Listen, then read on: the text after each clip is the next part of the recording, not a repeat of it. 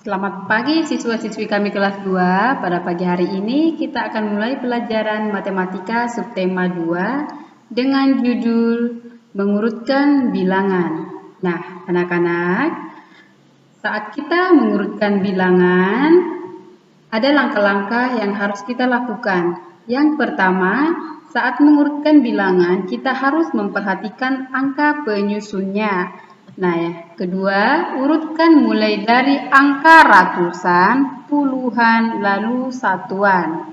Nah, di sini ada ibu buat contoh, anak-anak perhatikan, tentukan dan urutkanlah bilangan dari kubus yang paling sedikit. Nah, di sini ada ibu buat kubus satuan, anak-anak perhatikan. Sekarang kita akan mengurutkan bilangan A, B, C, D. Manakah di sini bilangan paling sedikit? Nah, kita urutkan mulai dari bilangan ratusan. A, ratusannya ada 3, B, ratusannya ada 3, C, ratusannya ada 4, dan D ada ratusannya 2. Manakah yang paling sedikit? Yang paling sedikit itu berarti 200 ya. Ini yang ini D. Setelah itu yang mana yang paling sedikit? Kita perhatikan A dan B. Di sini juga ada 3 ratusannya, yang B juga ada 3 ratusannya. Kita berangkat ke puluhan. Nah, kita perhatikan mana yang paling sedikit. Nah, yang B puluhannya ada 7, sementara A puluhannya ada 4. Berarti setelah D, urutan yang paling sedikit berarti A, karena puluhannya paling sedikit dari B. Nah, sekarang setelah A, kamu perhatikan kembali ke C.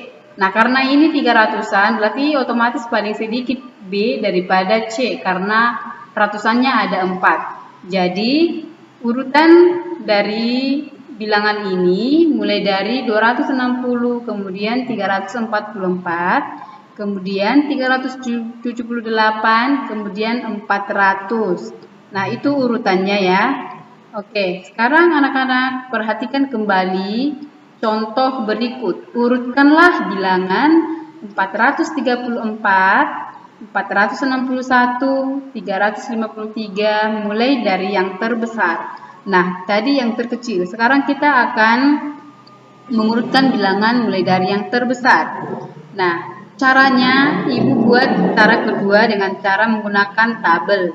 Perhatikan, di sini ada bilangan. Kamu tuliskan semua di sini bilangannya yang mau diurutkan. Kemudian kamu tuliskan nilai tempat setiap bilangan. Contohnya nih ratusan, bilangan 434, ratusannya ada 4, puluhannya ada 3, satuannya ada 4.